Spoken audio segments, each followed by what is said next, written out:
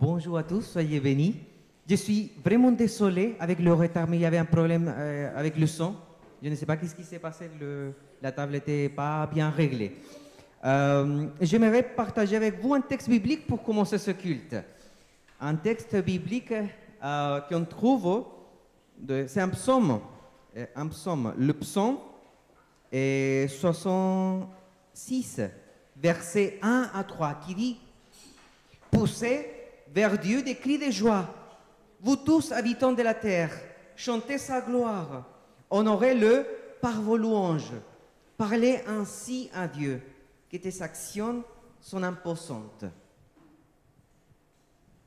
Je pense que c'est, à mon avis, c'est un privilège de pouvoir nous rassembler, de pouvoir nous retrouver ici, frères et sœurs en Christ, pour louer le Seigneur, pour adorer, pour prendre un temps de louange et agir de la même manière, comme on dit ici, l'auteur de ce psaume. Le fait de pouvoir manifester notre joie et de chanter la gloire du Seigneur. Je vous invite pour que nous puissions commencer ce culte par une prière d'adoration. Seigneur, nous sommes là pour t'adorer, pour te remercier de toutes choses, de tout ce que tu as fait dans notre vie, dans la vie de nos proches, au sein de notre famille. Merci Seigneur, parce que nous avons vu au sein de notre vie et autour de nous que tu as guéri des personnes, que tu as béni, que tu nous as bénis à nous aussi. Nous voyons Seigneur que ta grâce se manifeste tous les jours. Et nous voulons te célébrer ensemble. Nous voulons annoncer, proclamer toutes les merveilles que tu as fait, Seigneur, et que tu es en train de faire. Seigneur, prépare notre cœur par ton esprit. Prépare notre cœur pour que nos cantiques, nos prières, la lecture de ta parole soit, nous puissions avoir une attitude d'adoration. Pour que tout ce que nous allons faire pendant le culte soit agréable à toi, pour ta gloire, Seigneur. Et nous te prions, au nom de Jésus, c'est lui notre Seigneur et notre Sauveur. Amen. Je vous invite à vous lever pour que nous puissions ensemble chanter le cantique « Tu es venu jusqu'à nous ».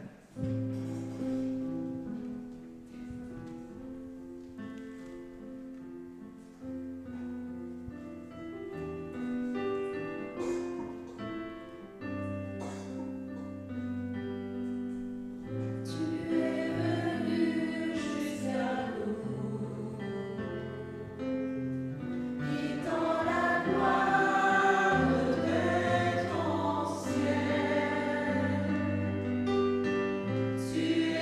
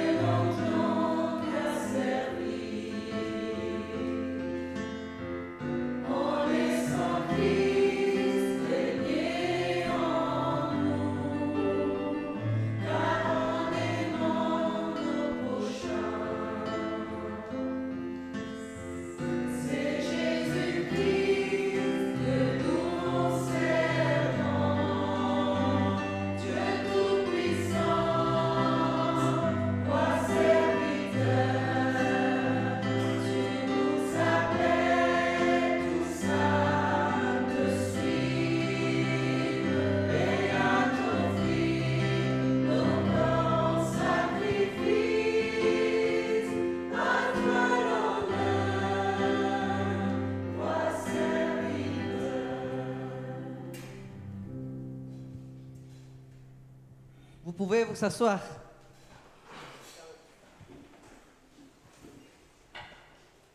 Le psaume 69 dit, le verset 14 dit, « Quant à moi, je t'exprime ma prière, ô Éternel, n'est pas le moment de montrer ta faveur. Exauce-moi, ô Dieu, dans ton immense amour, et sauve-moi dans ta fidélité. » Nous tous, chrétiens depuis quelques mois ou chrétiens depuis très longtemps, peu importe, nous pouvons constater, nous tous, dans notre vie, qu'il y a des hauts et des bas, des hauts et des bas dans notre vie. Il y a parfois des moments de joie et des moments de peine. Des moments où nous avançons très bien dans ce chemin de sanctification dans notre relation avec le Seigneur, mais il y a aussi des moments où nous tombons, où on reste un peu bloqué. Il y a des moments où on se pose des questions. Où est le Seigneur? Pourquoi il m'arrive telle ou telle chose? Ou des moments où nous sentons que nous ne sommes pas l'auteur. Mais le Seigneur manifeste dans sa parole l'importance de pouvoir venir vers lui, de la prière, venir à sa présence. Si nous avons besoin de lui demander pardon, de le faire, lui demander pardon, de lui demander qu'il agisse en nous, qu'il prépare notre cœur, qu'il nous relève.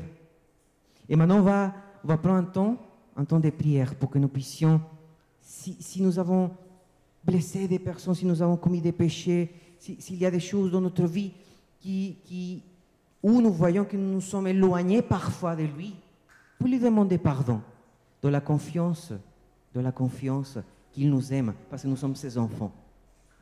Mais aussi pour lui demander s'il y a des peines au sein de notre vie, s'il y a des tristesses, pour lui demander qu'il vienne à notre secours. Prions. Seigneur, nous venons à toi tels que nous sommes, des êtres faibles. Mais comme on dit l'apôtre Paul, que dans notre faiblesse, tu manifestes, Seigneur, que tu es fort. Tu manifestes ta puissance, ton pouvoir dans notre faiblesse. Et merci, parce que cela nous fait comprendre aussi, peut nous faire comprendre que nous avons besoin de toi, de ton Esprit Saint, pour être guidés, soutenus. Seigneur, nous te demandons pardon s'il y a des choses au sein de notre vie où nous sommes éloignés de toi. Nous te demandons pardon, Seigneur, pour que tu viennes par ton Saint-Esprit pour nous purifier, pour nous renouveler, transformer. Et nous te demandons aussi, Seigneur, que nous puissions trouver en toi la consolation. Mais tout cela, nous te le demandons, Seigneur, dans la confiance que tu nous as déjà adoptés comme tes enfants et que nous pouvons te prier en Christ, par son sacrifice, parce que c'est par son sacrifice que tu nous as déclarés justes, que tu as manifesté et tu continues à manifester ta grâce, ton amour dans notre vie. Merci, Seigneur, pour tout ce que tu fais en nous. Au nom de Jésus, Amen. Je vous invite à vous lever pour que nous puissions continuer à chanter ensemble.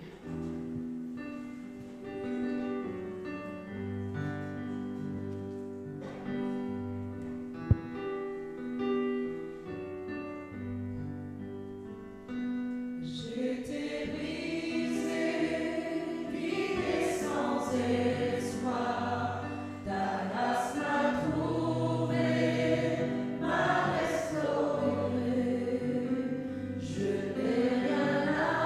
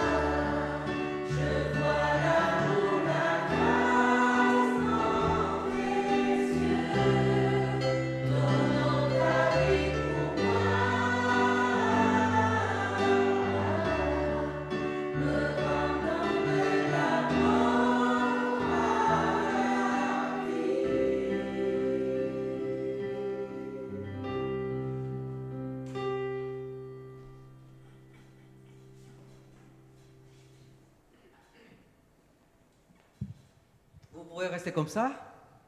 Le psaume 71, oui, 71 dit, verset 23, « Je pousserai des cris de joie, je chanterai en ton honneur de tout mon être, car tu m'as délivré. » Tu m'as délivré. C'est pour cela que nous sommes là.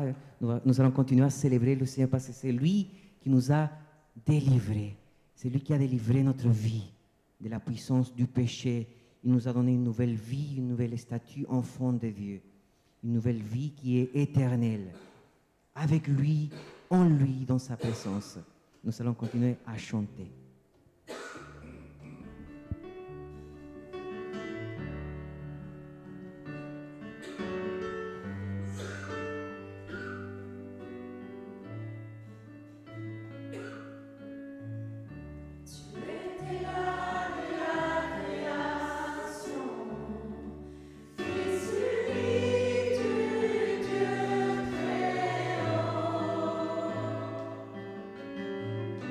Les mystères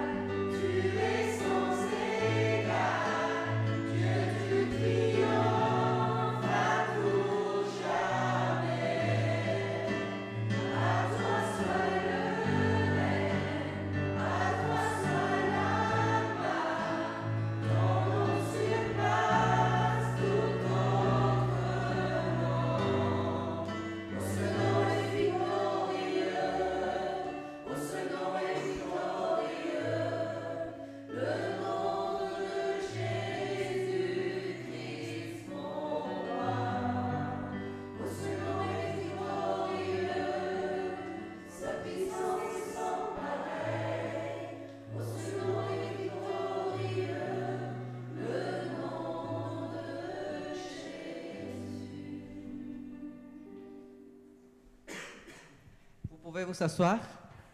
Et maintenant, c'est le temps des lectures bibliques.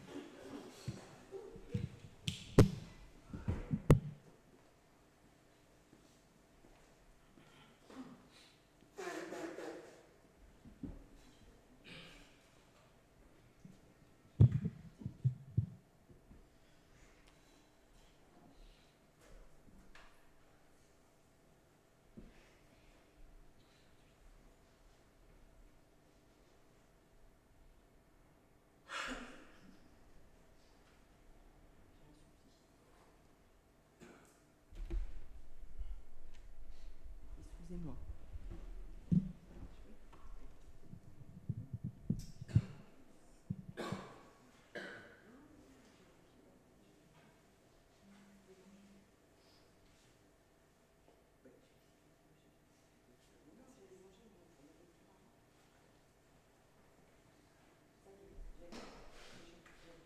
Ça y est, j'ai trouvé. Excusez-moi. Vous m'entendez? Oui. D'accord.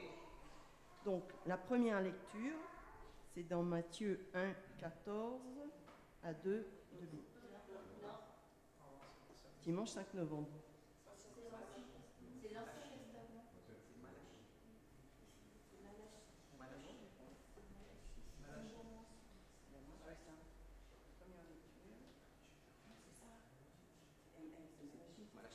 Oh, excusez-moi.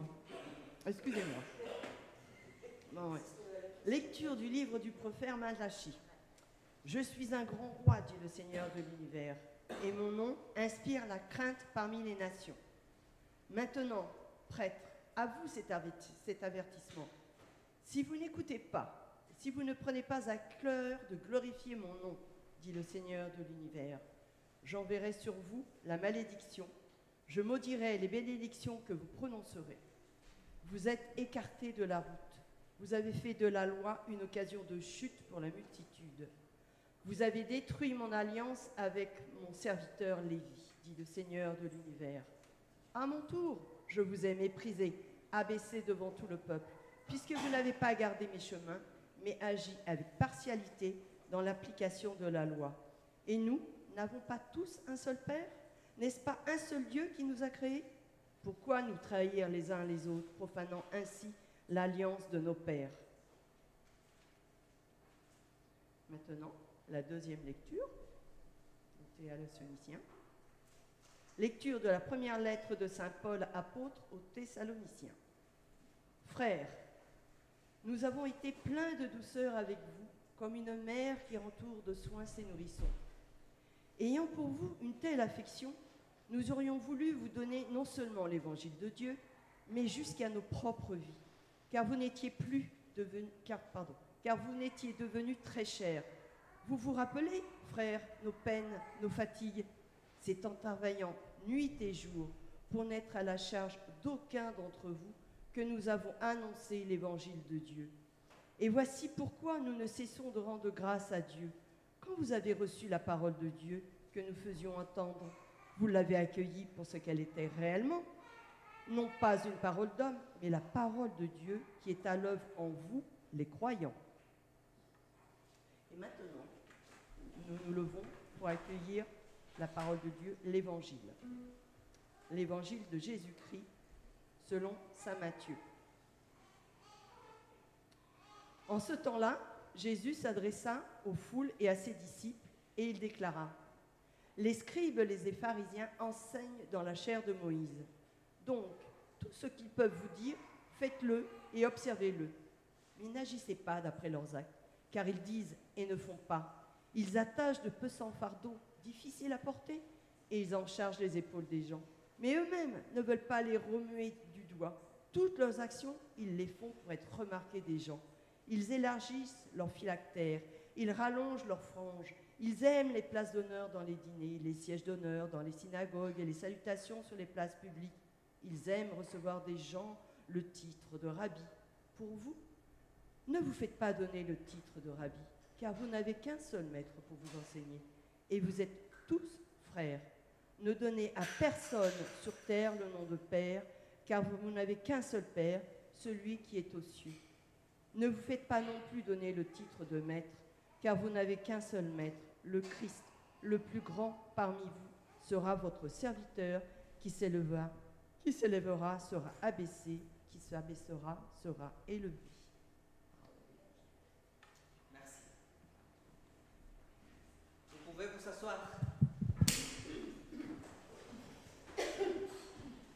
Prions. Dieu, notre Père, notre faiblesse nous rend esclaves du péché, mais ta volonté nous en libère. Pardonne les fautes de ton peuple. Apprends-nous à te rendre ce qui t'est dû par l'offrande de toute notre vie. En Jésus-Christ, ton Fils, notre Seigneur, qui vit et qui règne avec toi, Père, et l'Esprit Saint, un seul Dieu, pour les siècles des siècles. Amen. Depuis quelques dimanches, nous voyons des textes bibliques. J'ai dû prêcher un peu ailleurs, mais je pense que vous aussi. Vous avez vu des textes bibliques qui présentent ce conflit permanent entre Jésus et les pharisiens. Les tensions très tendues entre chaque partie. D'un côté, Jésus, les disciples. De l'autre côté, les pharisiens, spécialistes de la loi, maîtres de la loi. Eux, les pharisiens, semblent très méchants. Jésus annonce des paroles prophétiques qui appellent à la repentance, à la recherche d'une vie nouvelle en communion avec le Seigneur. Et les pharisiens semblent qu'ils réagissent très très mal. Ils n'acceptent pas les paroles de Jésus, cette bonne nouvelle de l'Évangile. Et ils étaient en train de, c'est un sujet sur lequel nous avons déjà parlé plein de fois, ils étaient en train de préparer un complot pour que ce leader de Nazareth meure. Et dans la péricope de ce matin, Jésus nous dit qu'ils n'étaient pas, les religieux, totalement dans l'erreur. Il dit, les spécialistes de la loi et les pharisiens se sont fait les interprètes de Moïse. Et ensuite, il dit, tout ce qu'ils vous disent de respecter, faites-le donc et respectez-le. C'est un peu différent de ce que nous avons déjà vu dans les prédications précédentes. Ils semblent différents. Alors, dans la mesure qu'ils enseignent, les religieux, la loi de Moïse, ça va, c'est bon. Jésus ne parle pas contre les Écritures. Il ne remet pas en question le contenu des Écritures, enseigné par les pharisiens. Mais alors, quel est le problème? Si ce qu'ils enseignent, ça va, c'est bon. Quel est le problème si ce n'est pas l'enseignement? Et Jésus n'est pas très poli. Mais, il y a mais n'agissez pas comme eux. Oui, entendez et respectez ce qu'ils enseignent, mais n'agissez pas comme eux, car ils disent et ne font pas. Ils disent et ne font pas. Et il continue, il lit, les pharisiens, il lit des fardeaux pesants et les mettent sur les épaules des hommes. Mais ils ne veulent pas le remuer du doigt. Toutes leurs actions, ils les font pour se faire remarquer des hommes. Ainsi, ils portent des grands phylactères et allongent les franges de leurs vêtements. Ils aiment occuper la meilleure place dans les festins et les sièges d'honneur dans les synagogues. Ils aiment être salués sur les places publiques et d'être appelés par les hommes maîtres, maîtres. J'aimerais que nous puissions retenir surtout la phrase « Mais n'agissez pas comme eux, car ils disent et ne font pas ».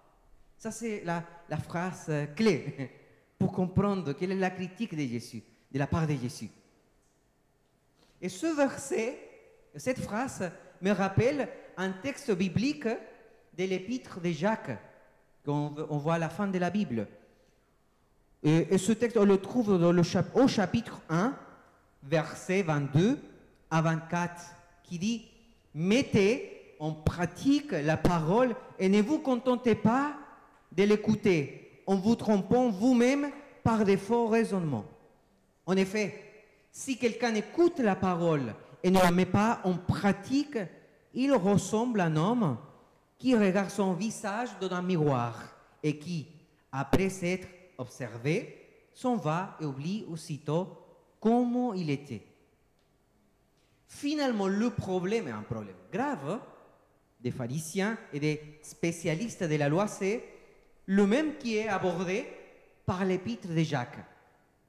le fait d'écouter la parole ou de prêcher cette parole, comme les pharisiens, sans la mettre en pratique. Et c'est ça le reproche qui est fait par Jésus dans cette péricope. Il dit, oui, écoutez les pharisiens. Oui, écoutez les pharisiens. Obéissez ce qu'ils enseignent, oui. Mais n'agissez pas comme eux. Il y a une contradiction entre ce qu'ils enseignent et la façon comment ils vivent. Et comment cela se manifeste, cette contradiction, ce manque de cohérence? Jésus dit, il lit des fardeaux pesants et les mettent sur les épaules des hommes, mais ils ne veulent pas les remuer du doigt. Et après il dit, et toutes leurs actions, ils les font pour se faire remarquer des hommes. Et ensuite, Jésus donne quelques exemples. Il y a un film qui s'appelle Jésus de Nazareth de Franco Sefirelli. Oui, c'est un film très ancien que j'aime beaucoup. Au Chili, dans la télévision publique, de la chaîne publique, c'est toujours pour la Pâques qu'il y a ce film qui est diffusé. C'est de 1977. 77. Où nous voyons que les pharisiens étaient tout le temps avec un visage très sérieux, très fâché. Et je pense que pour ceux qui, comme moi, qui nous avons vu ce film, ça reste cette idée dans la tête. Pas forcément ce qui dit les évangiles, mais ce que nous avons vu dans le film. Cette idée des pharisiens tout le temps très sérieux, très fâchés, comme si c'était des gens très méchants. Mais si nous lisons les évangiles, la description que Jésus lui-même fait d'eux, nous verrons qu'ils n'étaient pas comme ça. Hein. Ils étaient des bons religieux, des personnes, on pourrait dire, gentilles, avec une vie assez correcte, mais qui croyaient que par leur effort, par leur mérite, ils étaient en bonne relation avec Dieu. Et Jésus donne des exemples qui présentent le problème de manière très explicite. Il y avait un désir chez eux, un désir de vouloir faire ou de vouloir montrer. Et cela semble paradoxal, parce que dans la mesure qu'ils essayent de faire et de montrer, oui, je suis quelqu'un de bien, dans la mesure qu'ils font comme ça, ils ne mettent pas vraiment, pas du tout, en pratique la parole. Et c'est face à ce problème, à ce manque de cohérence entre l'enseignement et la vie, que Jésus dit aux foules, faites attention, écoutez l'enseignement des pharisiens, oui, mais ne vivez pas comme eux. Parce que leur témoignage de vie n'est pas en accord avec les Écritures. C'est là où il y a le conflit majeur. Et ce n'est pas qu'un problème des pharisiens ou des maîtres de la loi. Ce texte biblique est tout à fait pertinent pour nous, dans notre contexte, et je pense contexte large. Finalement, à quoi ça sert d'écouter la parole? De venir ici, ou de lire la Bible chez nous, ou de fréquenter une réunion d'études bibliques, ou même d'enseigner la parole, à quoi ça sert? Sans la mettre en pratique. Si c'est juste lire, apprendre intellectuellement, ne la met pas en pratique. Quel serait le sens de dire, oui, je crois ce qui disent les Écritures, mais si je ne vis pas comme ça? Et il ne s'agit pas simplement de nos actes les plus évidents. Il ne faut pas voler, ou pas tromper quelqu'un, ou pas tomber en adultère, etc. Oui, parce que si nous prenons une liste comme ça, oui, je pense qu'ici, nous tous, on est bien dans cette liste. Nous ne volons pas, nous n'avons pas tombé en adultère, nous n'avons pas trompé quelqu'un. Oui, il faut faire tout ça, il ne faut pas faire tout ça, c'est ça. Il ne faut pas tomber dans des péchés comme ça, mais la recherche d'une sanctification de notre vie va au-delà. Ce n'est pas juste ça, ça va au-delà. Est-ce que par nos paroles ou notre attitude, nous avons, par exemple, peut-être blessé quelqu'un? Comment nous traitons notre conjoint ou nos parents, pour ceux qui sont célibataires, nos parents, ou ceux qui ont des enfants, nos enfants, quelle est notre attitude? Quel est notre rapport? Il s'agit d'une question de caractère. Dans quelle mesure nous incarnons la parole de Dieu dans notre vie?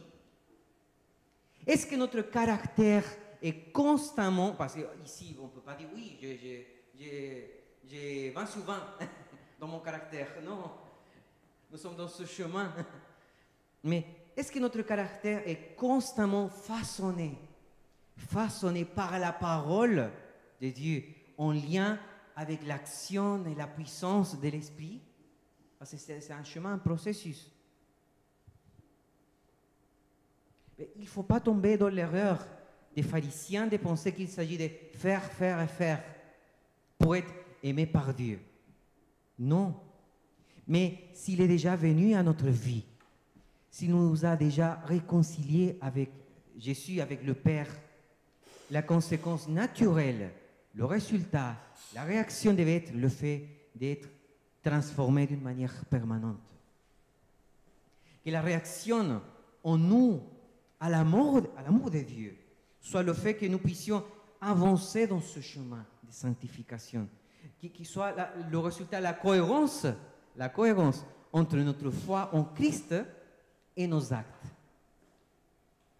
On peut dire beaucoup de choses. On peut connaître la Bible par cœur. Mais si nous n'incarnons pas la parole de Dieu, les valeurs de son royaume, ça ne sert à rien. Tout ce que nous pouvons dire, je peux donner ici des prédications qui semblent, je ne sais pas, parfaites, comme si en présentant qu'est-ce que l'évangile. Mais si je ne vis pas comme ça, à quoi ça sert? Au contraire, s'il y a une contradiction entre notre discours et notre façon de vivre, c'est un contre-témoignage. C'est un contre-témoignage. Et c'est à cause de ce problème que beaucoup de personnes un peu partout, je pense que vous connaissez des personnes comme ça, ont un avis très très critique des églises. Des personnes qui ont vu chez certains chrétiens, on ne peut pas dire tous les chrétiens, mais chez certains chrétiens, une contradiction entre leur discours et leur vie. Moi, personnellement, j'ai déjà participé à des réunions d'église, à tous les niveaux, même national, régional, où j'ai vu des conflits, des tensions, des propos blessantes. Vous voyez, une manière pas du tout chrétienne, dans des contextes où il y avait des personnes qui sont même en responsabilité. Pour cela, Jésus nous met en garde. Nous ne devons pas être comme les pharisiens. Nous devons écouter la parole et la mettre en pratique. Que cela ne reste pas dans le discours, la Bible, les Écritures, mais que nous puissions manifester par notre témoignage, par nos actes, cette cohérence. Et c'est sûr que ce n'est pas facile. On ne peut pas dire, ah oui, je vis comme ça, comme dit les Écritures, je fais tout ce qui dit les Écritures. Non, nous avons déjà dit, c'est un chemin, ce n'est pas facile. Parce qu'il s'agit d'un chemin à faire. C'est un processus qui prend du temps. Toute notre vie, jusqu'à le jour de notre mort. Il y aura des moments ou des périodes où notre vie ne va pas forcément refléter la bonne nouvelle de l'Évangile, cette éthique du royaume. Il peut y avoir des périodes de crise, des faiblesses, parfois des tensions avec les autres. Mais au moins, nous devons travailler pour que notre communion avec le Seigneur soit de plus en plus profonde, intense, et que lui, le Seigneur, fasse son œuvre en nous. Nous devons travailler pour expérimenter ce processus de sanctification, même si ce n'est pas facile. On dit que le salut est monergique. De quoi il s'agit ce mot, monergique? Qu'est-ce que ce langage? C'est-à-dire que c'est Dieu, dans le salut, c'est Dieu qui prend l'initiative. C'est Dieu qui prend l'initiative. C'est lui qui vient à notre rencontre pour nous sauver, pour nous réconcilier avec lui. Ce n'est pas nous que nous faisons une partie d'effort. Non, c'est lui qui vient. Et à partir de ce moment-là, de la conversion, il y a une action synergique, c'est-à-dire un chemin de sanctification dans lequel Dieu agit dans notre vie par l'Esprit Saint et en même temps, nous travaillons dans notre caractère et nous cherchons à vivre selon sa volonté. Dans la vie chrétienne, hein, il ne s'agit pas de ce que Dieu fait ou ce que nous faisons, mais c'est un travail en équipe. C'est un travail en équipe. Dieu avec nous, ou nous avec Dieu, peu importe, mais c'est un travail en équipe. Nous avons besoin de l'Esprit de Dieu pour grandir dans la foi, pour que nous puissions refléter par nos actions la bonne nouvelle du salut. Et cette parole de Jésus est pour nous aujourd'hui. Pour nous aujourd'hui. J'imagine comme si, parce que la péricope commence en disant que Jésus a parlé aux foules pour dire, faites attention, ne faites pas comme les pharisiens. C'est Jésus qui est en train de parler à nous aussi, comme si nous sommes les foules ici, que nous entendons cette parole. Ne faites pas comme les pharisiens. Vivez cette cohérence de l'évangile avec vos actions, vos actes, votre témoignage. Que notre vie puisse être le reflet de l'amour inconditionnel qui vient de la part de Dieu. Que nous puissions incarner cet amour, incarner la parole. Simplement vivre cette cohérence d'une manière cohérente, comme ce que nous sommes, enfants de Dieu. C'est simplement vivre comme enfants de Dieu, ce que nous sommes, pas autre chose. Et prions dans ce sens. Seigneur, combien il est difficile d'avancer dans ce chemin de sanctification, ou parfois difficile. Parce que parfois, peut-être que nous ne nous sentons pas à l'auteur. Parfois, nous voyons que notre vie n'avance pas forcément comme nous voudrions. Mais c'est toi aussi qui es en train de travailler en nous par ton esprit. Et Seigneur, nous te prions pour que tu puisses nous rendre capables, jour après jour, de pouvoir incarner ta parole, incarner les valeurs de ton royaume, pour que nous puissions vivre d'une manière cohérente, que notre témoignage puisse refléter notre foi en Christ. Que nous puissions vivre de la même manière comme ceux que nous croyons, comme notre foi. Combien nous avons besoin que l'Esprit Saint puisse faire le pont entre notre foi et notre témoignage. Combien nous avons besoin d'être habités par l'Esprit, avec une présence pleine de l'Esprit Saint en nous, pour que les personnes croient. Ceux qui ont besoin d'entendre de Jésus, de connaître l'Évangile, puissent croire. Parce que nous vivons comme des témoins. Que cette parole que nous voyons dans le livre des Actes, d'être témoins, nous puissions la refléter, la vivre, tous les jours, dans toutes circonstances, dans toutes les situations, là où nous sommes, soit au travail, à l'école, à l'université, peu importe, mais là où nous sommes, nous te prions au nom de Jésus, notre Sauveur. Amen.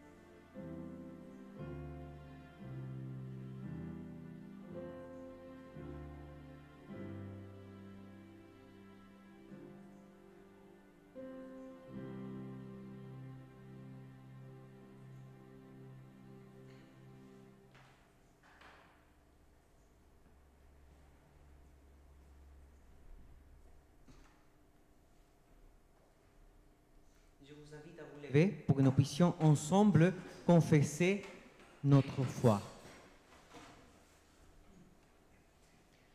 Je crois en Dieu, le Père Tout-Puissant, Créateur du ciel et de la terre. Je crois en Jésus-Christ, son Fils unique, notre Seigneur, qui a été conçu du Saint-Esprit et qui est né de la Vierge Marie. Il a souffert sous Ponce Pilate. Il a été crucifié, il est mort, il a été enseveli, il est descendu aux enfers. Le troisième jour, il est ressuscité des morts. Il est monté au ciel. Il siège à la droite de Dieu, le Père Tout-Puissant, et il viendra de là pour juger les vivants et les morts. Je crois au Saint-Esprit, à la Sainte Église universelle, la communion des saints, la rémission des péchés, la résurrection de la chair et la vie éternelle. Amen. Vous pouvez vous asseoir. Maintenant, c'est le temps des annonces. Jeudi prochain, nous aurons le groupe des maisons chez Irène à 20h. Jeudi. Exceptionnellement, ce sera jeudi. Jeudi, pourquoi? Parce que le vendredi commence le synode régional luthérien. Il fallait changer exceptionnellement, c'est important, exceptionnellement, parce que normalement c'est le vendredi chez Irène. Mais cette fois, jeudi prochain, à 20h, chez Irène, le jeudi, la réunion des groupes de maison. Comme je viens de dire, de jeudi à dimanche, il y aura le synode régional luthérien qui sera chez les diaconesses dans le 12e arrondissement de Paris, ensemble avec le synode régional réformé, parisien réformé. Priez s'il vous plaît, priez beaucoup, mais beaucoup, pas juste un peu, beaucoup, même trop,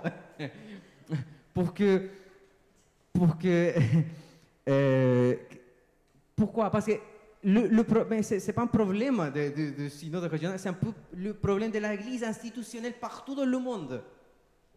Que toujours, là où il y a une Église de la façon institutionnelle, parfois ça devient trop politique, trop maintenir l'institution. Mais priez pour que l'Esprit Saint remplisse, touche, travaille dans le cœur de chaque membre, de chaque personne qui sera là, de chaque délégué, de chaque pasteur, pour que les décisions qui soient prises soient toujours dans la recherche de la gloire de Dieu, de la mission qui soit l'évangile annoncé, que toutes les décisions soient réfléchies et prises, non seulement en pensant à l'institution, mais de pouvoir regarder au-delà, de toujours penser à ce royaume de Dieu, à la mission, à l'importance de pouvoir toucher les vies et annoncer cette parole à tellement de personnes qui ont besoin d'entendre de Jésus.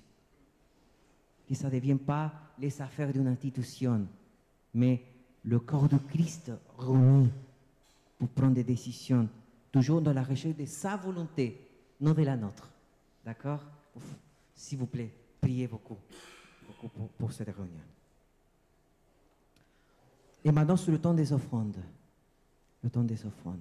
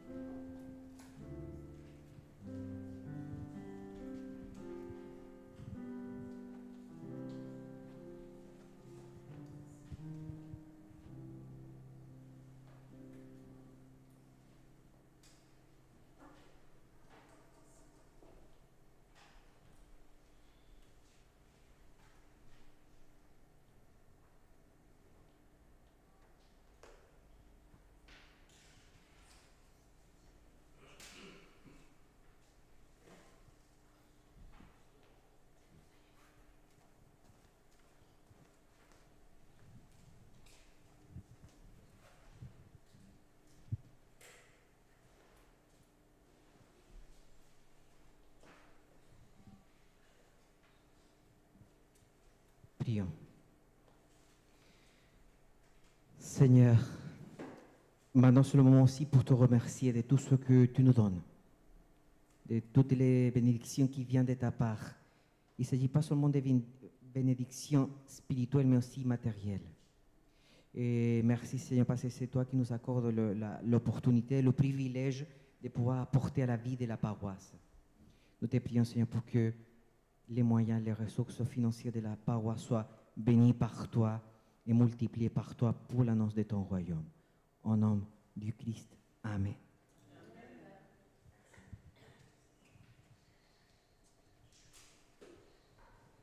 Maintenant, c'est le temps de la prière d'intercession.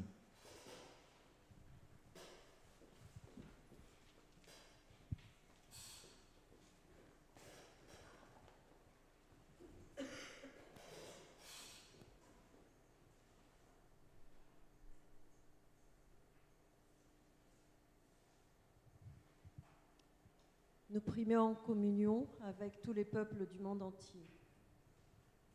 Seigneur, nous sommes profondément reconnaissants d'être réunis ensemble ici ce matin. Nous sommes libres de te louer. Nous te remercions pour ça. Nous sommes reconnaissants pour la prédication de ce matin, Seigneur. Tu nous as interpellés sur nos attitudes. Nous sommes faibles, tu le sais bien. Merci de nous rendre perméables à ta volonté. Seigneur Dieu, tu vois ce monde abîmé, meurtri. Viens au secours de nos colères, de nos haines, de nos soifs de pouvoir. Viens, Seigneur, au secours de ces peuples persécutés, pris en otage, victimes des uns et des autres. Entends les cris des mères, des orphelins, des parents, des peuples, de tout dans le monde entier. Tu entends tout ça, Seigneur.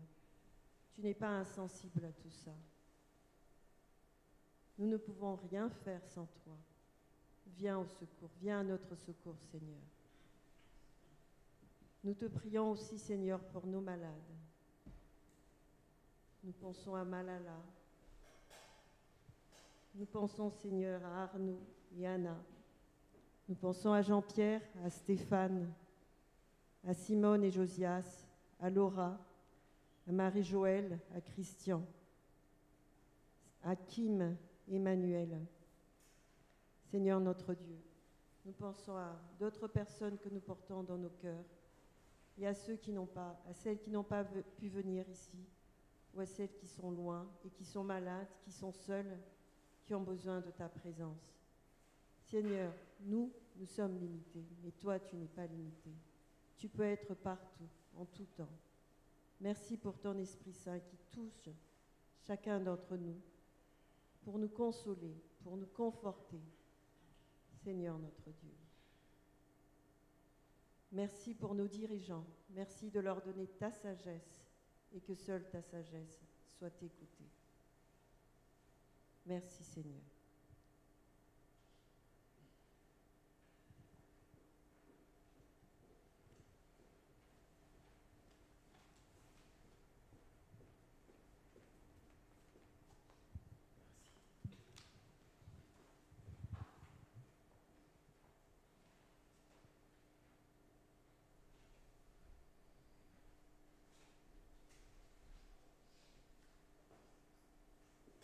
Le Seigneur est avec vous.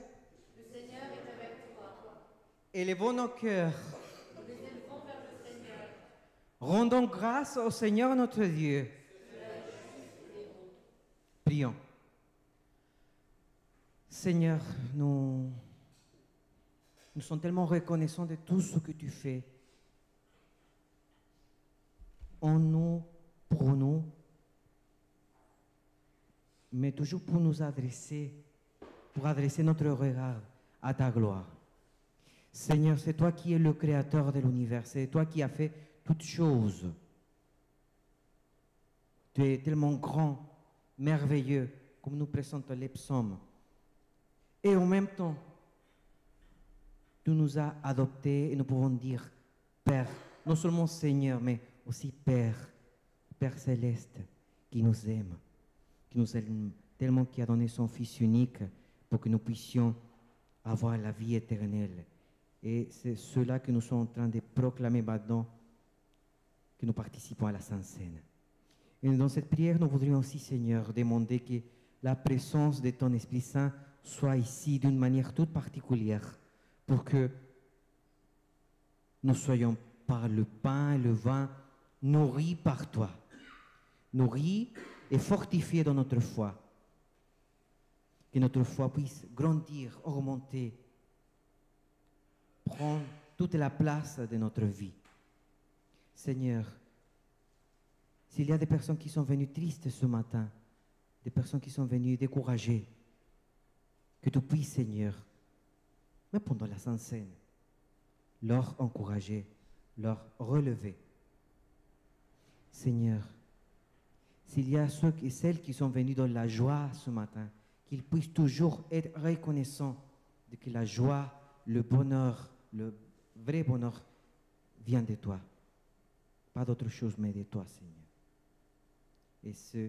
Et on ressent pour avoir une action de grâce. Et nous te remercions, Seigneur, au nom de Jésus. Amen. Je vous invite à vous lever pour que nous puissions ensemble chanter Saint, Saint, Saint est le Seigneur.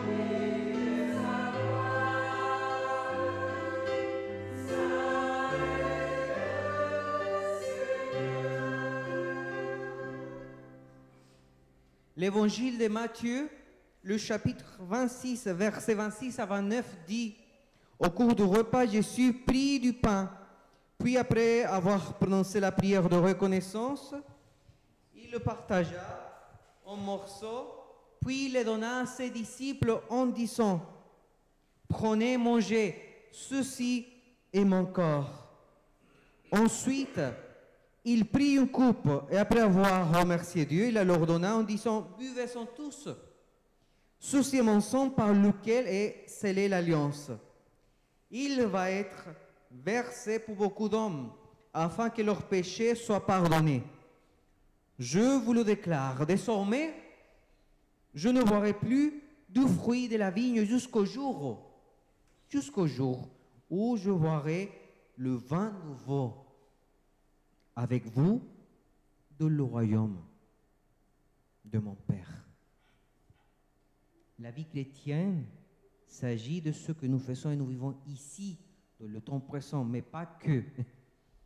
Il y a aussi une espérance pour l'avenir. Comme dit Jésus ici, dans ses paroles, qu'un jour nous serons avec lui dans le royaume de son Père. Prions. Seigneur, Père céleste, nous te remercions et nous déclarons notre foi en ce que Jésus a fait sur la croix. Merci Seigneur parce que sa mort nous donne la vie nouvelle qui est une vie éternelle avec toi Seigneur, une vie de réconciliation, une vie de paix. Non la paix de ce monde, mais la paix qui est proclamée dans la Bible, le shalom, une harmonie spirituelle dans notre rapport à toi, aux autres et à la création. Merci Seigneur pour que cela est grâce à Jésus, le Christ et ce qu'il a fait sur la croix, son sacrifice, le fait qu'il a pris l'initiative, il a pris notre place pour que nous soyons sauvés.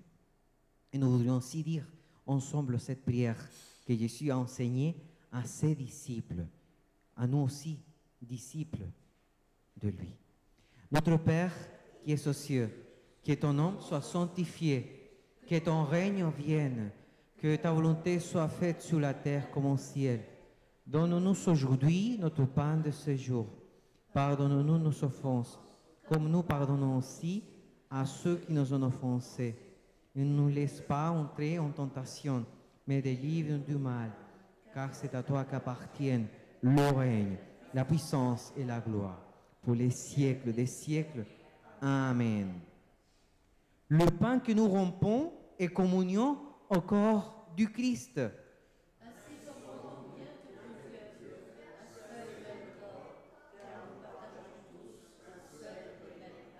Que la paix du Christ soit toujours avec vous. C'est le Seigneur Jésus qui nous invite à venir ici, à participer autour de la table, à participer de ce repas, son repas pour proclamer notre foi en lui. Venez ici pour que nous puissions partager en unité le repas.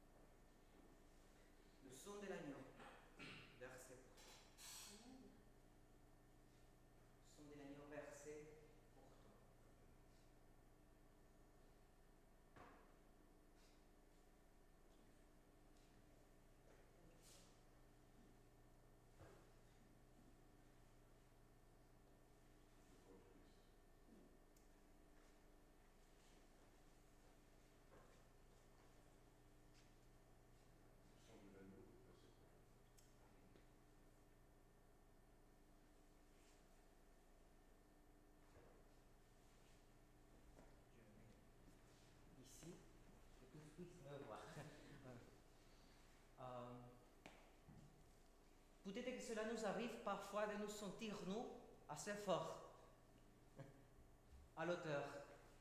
Mais si nous lisons les Écritures, du principe à la fin, nous verrons que nous sommes, les humains, des êtres faibles.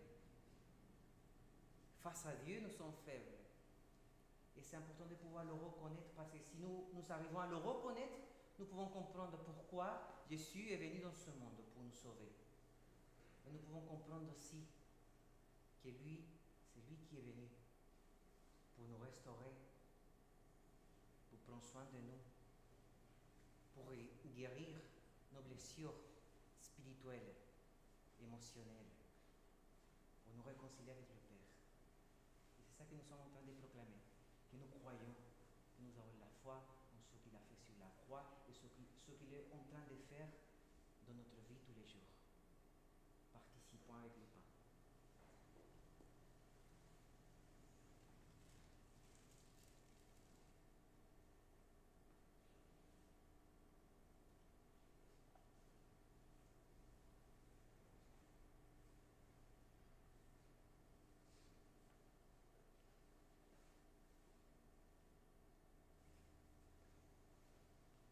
L'évangile de Matthieu. Jésus, lors de son dernier repas, avant sa mort, il annonce, il dit ce qui va se passer. Il sait déjà, parce qu'il dit que par son sang versé, les péchés de beaucoup d'hommes seront pardonnés. Participons avec le roi.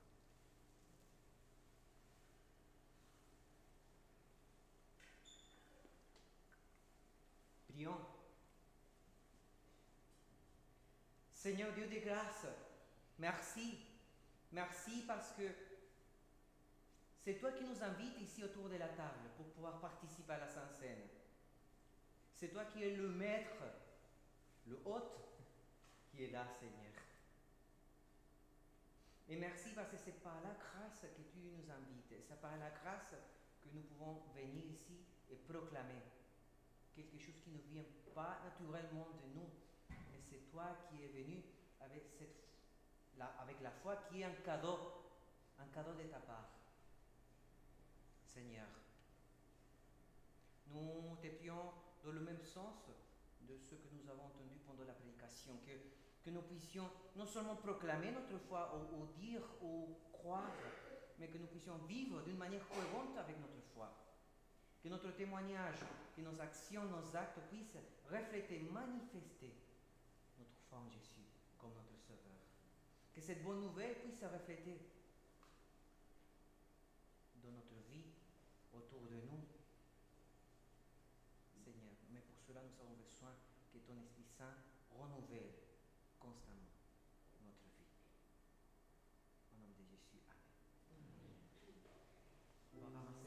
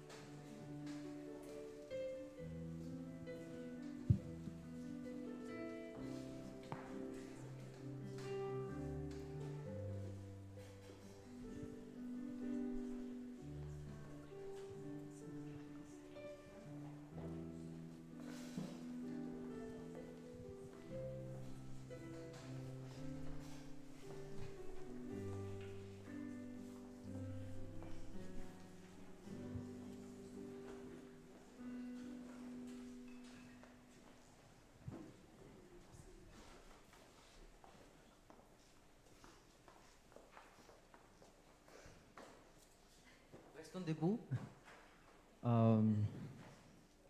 Demandons la bénédiction de la part du Seigneur. Seigneur, tu connais notre cœur. Tu connais tous les endroits de notre cœur. Tu sais là où nous avons besoin de toi d'une manière toute... nous avons toujours besoin de toi, mais là où nous avons besoin de toi d'une manière particulière. Nous te demandons de venir pour nous bénir, Seigneur.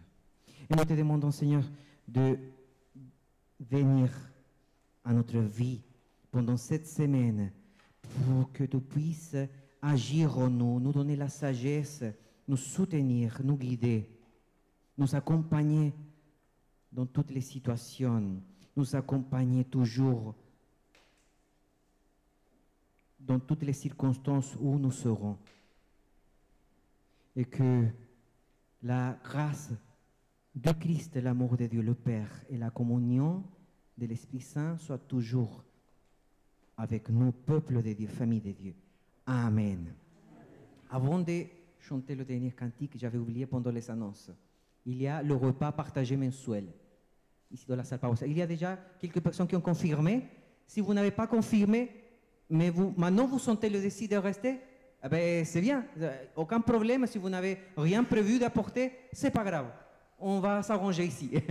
Pour cela, si vous pouvez rester, restez s'il vous plaît. Et maintenant, on va chanter le dernier cantique pour que nous puissions finir le culte.